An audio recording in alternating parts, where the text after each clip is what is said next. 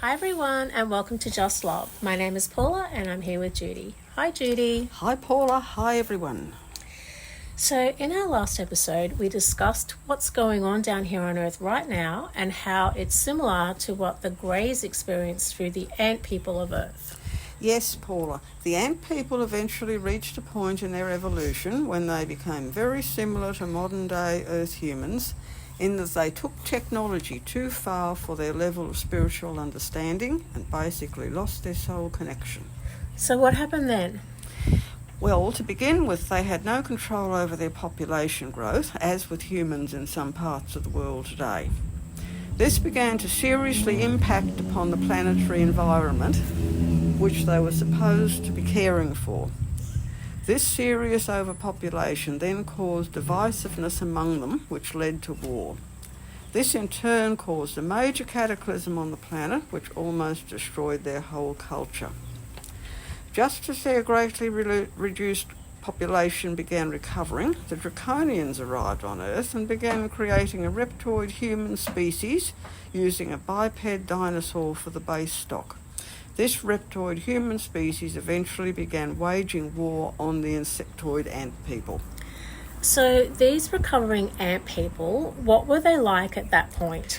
They started out more insectoid looking with extra legs and antennas on their heads, just as modern day humans started out looking more ape-like with total body hair, longer arms and a more stooped posture. As they evolved, they took on a more human appearance, like the Zetas, with 2 legs, no antennas, small bodies and large eyes. Although the ant people had been here longer, the reptoid humans considered themselves to be owners of Earth. They drove the ant people deeper and deeper underground. I call these Earth human reptoids repterans to differentiate them from the more benign off-planet reptoid humans. The ant people faced extinction by the repterans, and many of them escaped from Earth to take refuge on the Moon. Both Earth and Moon were an earlier version, and therefore on a different timeline from the present. The ant people reproduced through egg-laying queens, but the repterans destroyed nearly all of these queens to stop the ant people's ability to reproduce. The survivors had to resort to cloning to enable their soul group to be able to continue experiencing physicality. The surviving ant people also began creating synthetic containers based on their natural insectoid form through which they could experience life on Earth, their home planet. So where were they when they created their synthetic containers? They were mainly on the Moon, but some were still down here, and the repterans continued to harass them. Quite a number of the ant people were captured by them and forced to crossbreed with them. The offspring of these forced matings were fitted with implants to control them. These crossbreeds are still being created by the repterans using genetic material taken from the bodies of ETs taken from crashed ships. These are the PLFs, the programmed life forms that Dr. Stephen Greer talks about. The ant people again began reproducing rapidly, and their moon world wasn't big enough for them, so they planned to retake the underworld of Earth.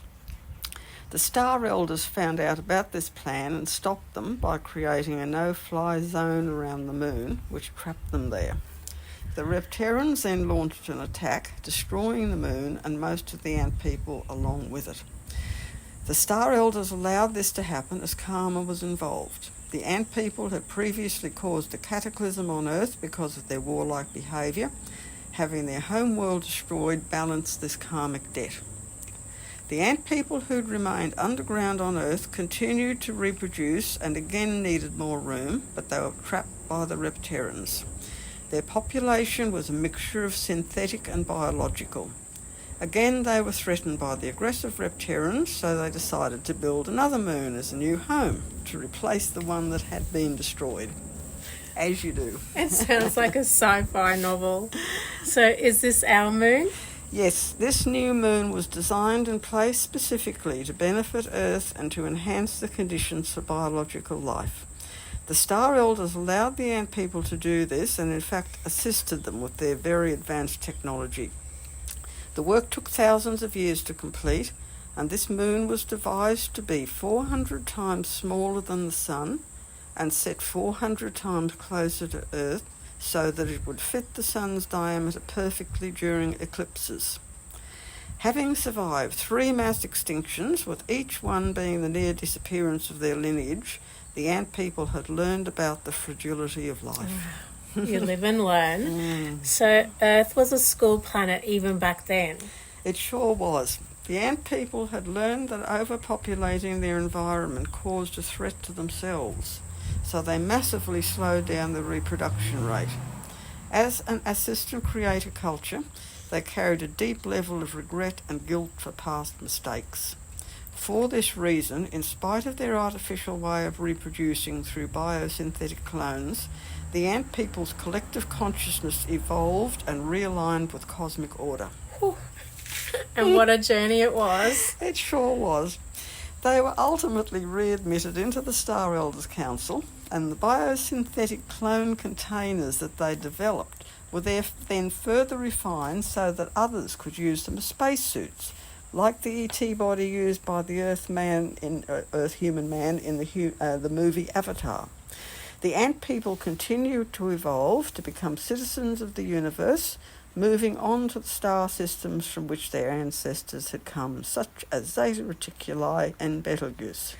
So when you say they evolved and became citizens of the universe, moving on to the star systems from which their ancestors had come, does that go right back to the very beginning when you said that the ant people were developed from universal creator beings that came to Earth? Yes, exactly.